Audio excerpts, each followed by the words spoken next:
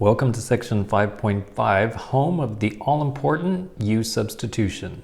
So this is a very important method for finding antiderivatives, and it's basically the chain rule for antiderivatives. Just a quick reminder, the chain rule for derivatives goes like this. If you're taking the derivative of a function, and then there's another function substituted into that function, then you take one derivative at a time. So you take the derivative of f and leave the g function alone, and then you multiply with the derivative of the inside. There's the old chain rule. Well, antiderivative means go backwards. So if you find the antiderivative of this whole thing, the antiderivative will be the f with the g function inside of it, and then a plus c. So the antiderivative of f prime with g left alone, and then times the derivative of the g, that will equal the original function back again, and then plus the constant of integration. So, for example, if you first had the function x squared plus 1 is raised to the fifth, and then take the derivative. So you start with the derivative of the outside function, that's going to be 5 to the fourth, and you leave the inside function alone for right now. Then do the chain rule. The derivative of this inside part is 2x, so you multiply by 2x. Well, we're really working on integrating, so if you integrate a 5x squared plus 1 to the fourth times 2x with respect to x, then the answer is going to be the original function back again. But notice that this is the inner function, and this is the derivative of the inner function. Inner function derivative. So basically what's going to happen is we're not going to start with this. You would start with this. Find the antiderivative of this. And what I'm saying is this has to be set up in a very specific way. You have to have the inner function here and then its derivative right here. Now you can always factor out a constant. So the 2, the 5, they're not really that important. We can adjust by constants. But basically this x, which is coming from the derivative on the inside, that has to be there. If not, we can't use U-substitution. We have to use something else, like in chapter 6 or chapter 7. So anyway, just finishing this one up, it would be the antiderivative would be x squared plus 1 to the fifth, and then plus c. So now, how do you get from here to here if it's not set up all nice and perfect like that one was? That is U-substitution. So in general guidelines, let u equal the inner function. Because like I said, this is basically the chain rule, and you need to know what's the derivative of the inside. So then you find the derivative of u, and then this, whatever you get, equals blah, blah, blah, then that must be showing up in the function.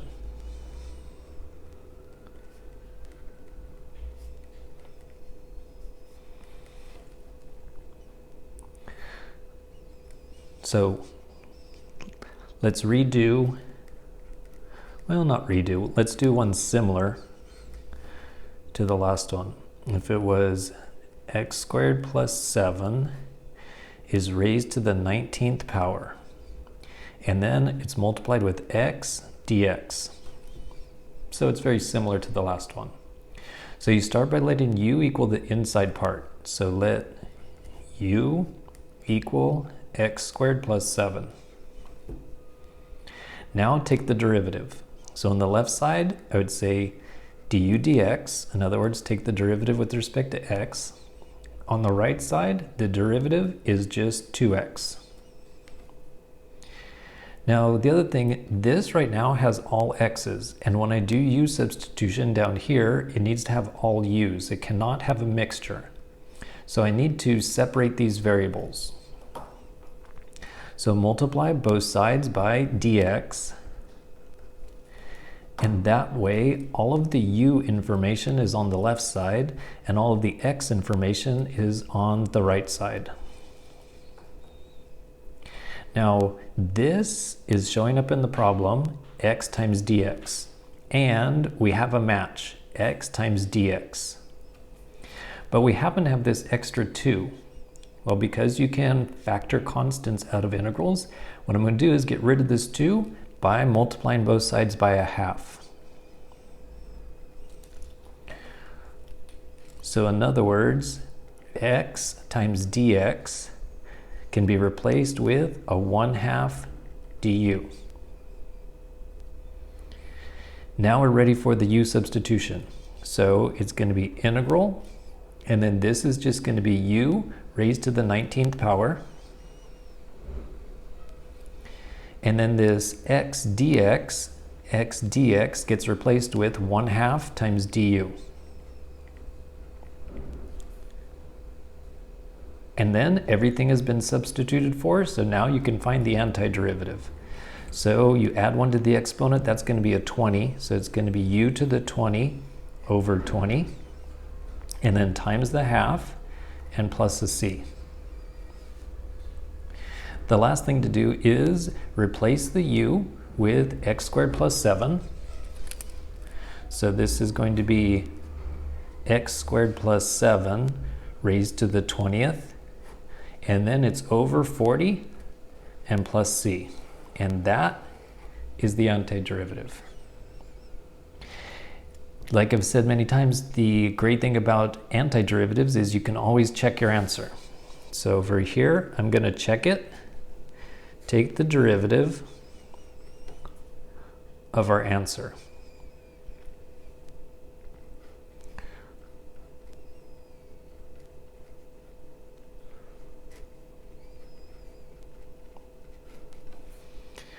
So when you take the derivative, the 20 will drop down in front, and then subtract 1 from the exponent. And then do the chain rule. The derivative of the inside will be 2x, and then it was still over 40. And then when you reduce, this is going to, 20 will divide into 42 times, and then that 2 on the bottom is going to cancel that 2. So what's left is, in parentheses, x squared plus 7 is raised to the 19th, and then times just an x after the 2 gets canceled. And if you notice that, that's exactly what the original problem said. That means we did it right. Good job, us.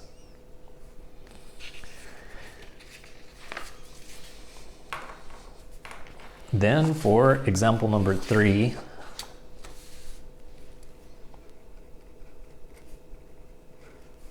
how about find the antiderivative of a 3x plus 4 that's inside of a square root. So you start with u equals the inside part.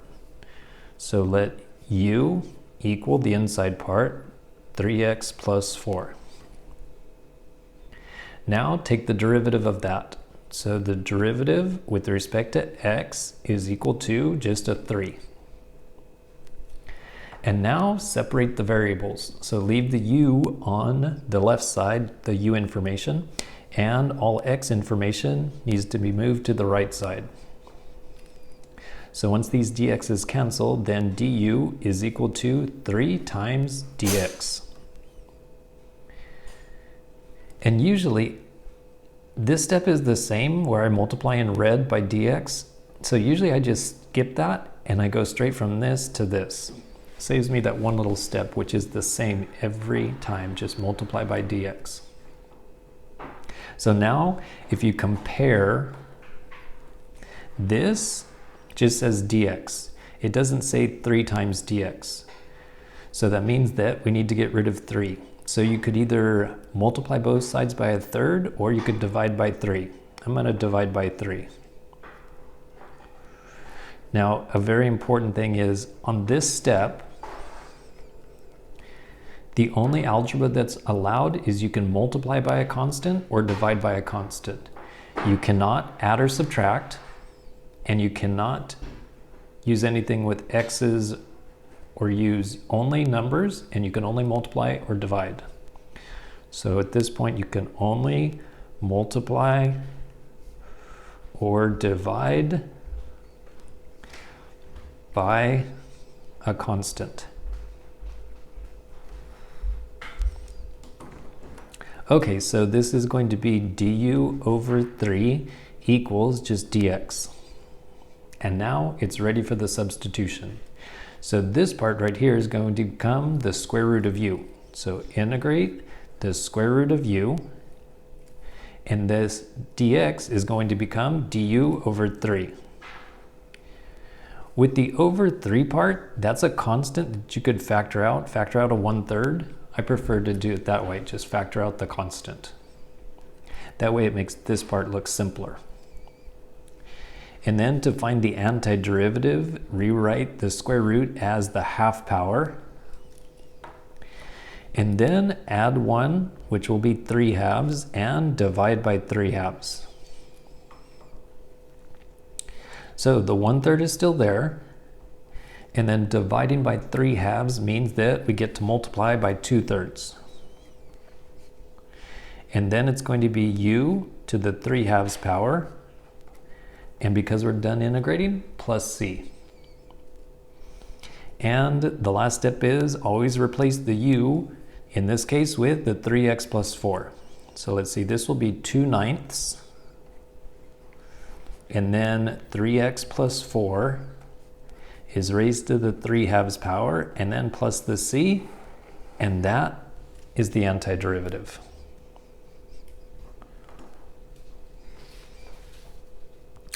Now let me show you one that is similar. We're going to do square root again, but what if it was just slightly different?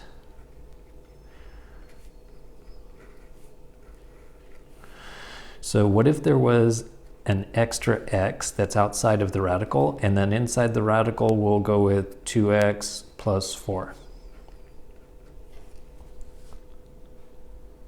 So it starts off the same. The u is going to be the inside part. So let u equal the 2x plus 4.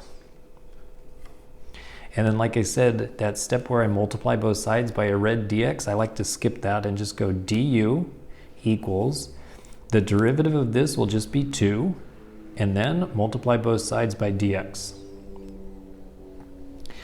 Now this dx does not have a 2, so we need to multiply both sides by a half or divide both sides by 2 to see what dx equals. So this dx is going to get replaced with 1/2 du. Now what makes this problem different is it's got an extra x. So what we need to do is find out what x equals. In other words, go right here and do a little bit of algebra and solve for x. So we need to subtract 4 from both sides, and then it would say 2x equals, and then to solve for x, divide both sides by 2. And then this is what's going to replace that single x right there. So we'd have integral, replace the x with u minus 4 over 2. Replace the square root with the square root of u, and replace the dx with 1/2 du.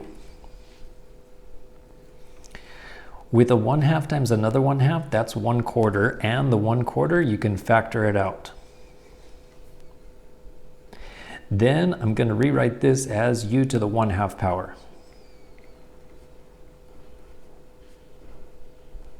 And there would still be the du.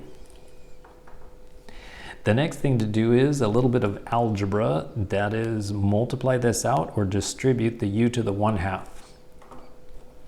So 1/4 will still be on the outside. We're still going to integrate. And then this would be a half, and that's a 1, so that means 1 1/2, or the exponent is 3/2.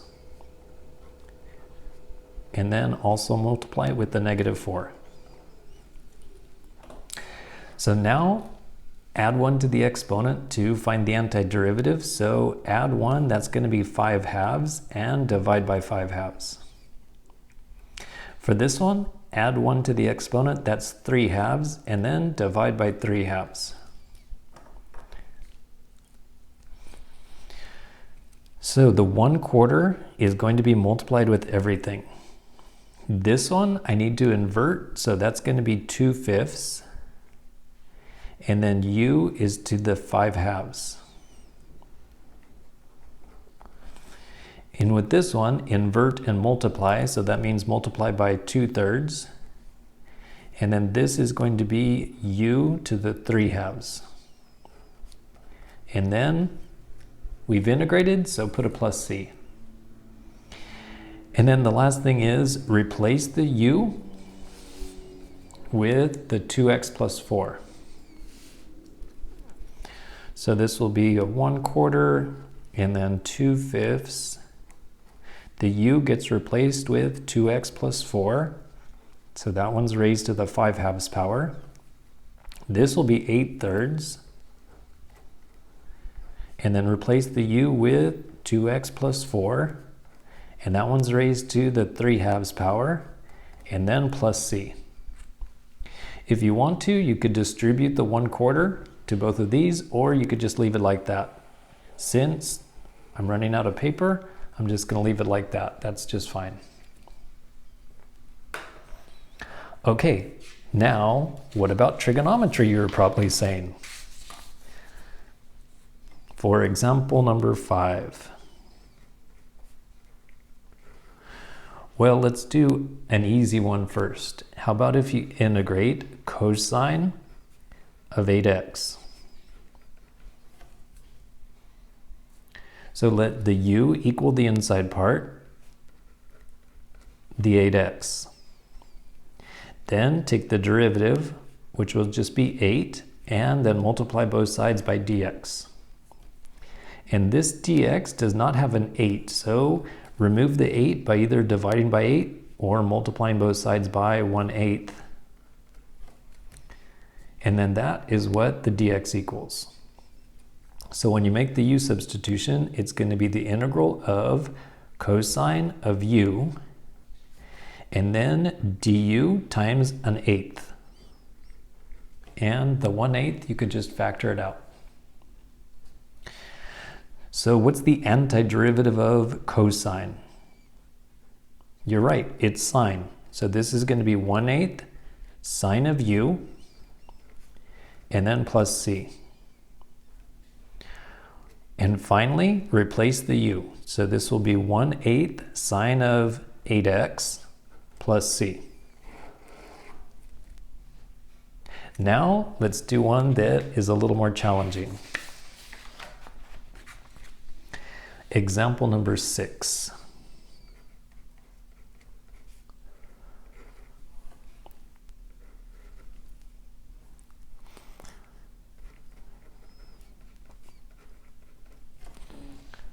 There we go. That one's more challenging. What's the antiderivative of tangent?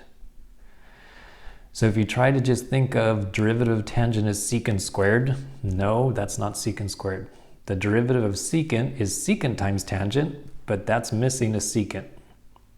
So what else could we do? Well, we could do a trig identity, like tangent is equal to sine over cosine.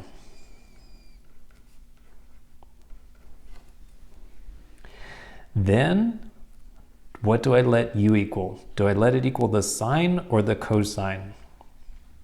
Well, another idea with the u substitution is not only should the u equal the inside part, it should also be that the u is replacing something that is more complicated. So if you look back at this example right here, so this 2x plus 4 that's inside the radical, that's more complicated, and then we're replacing this more complicated thing with something that's simpler. So this square root, which was more complicated, just became that square root, which was simpler.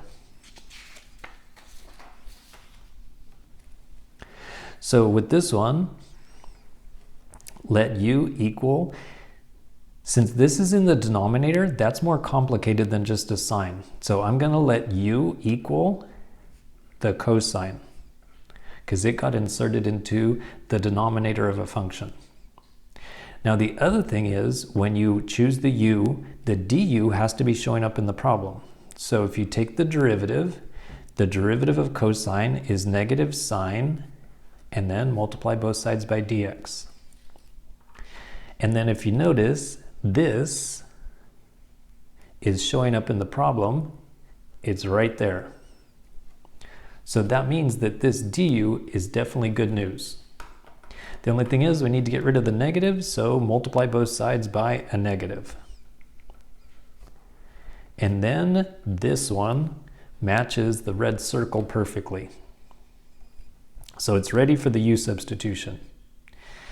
This negative sign, I'm just going to factor that out. The top then gets replaced with du, since I factored the negative. And then it's going to be divided by u. So what is the antiderivative? I could also rewrite this one like this, because 1 times du would be du. So what's the antiderivative of 1 over u? You got it. That's natural log of u.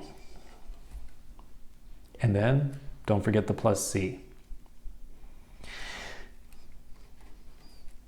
Then replace the u. So negative the natural log, and then u is equal to cosine. And that is the antiderivative for tangent. And then you might look in the back of the book or wherever it is you get your answers from, and you notice that it says the answer is the natural log of secant of x. Well, this is also possible, because you can take this answer right here, and this is a -1, and the a rule with logarithms is you can take that and use it as an exponent right here. So this -1 could get transferred up there as an exponent. And if you do that, well, for one, the negative is gone, and for another, this now means 1 over cosine, which equals secant.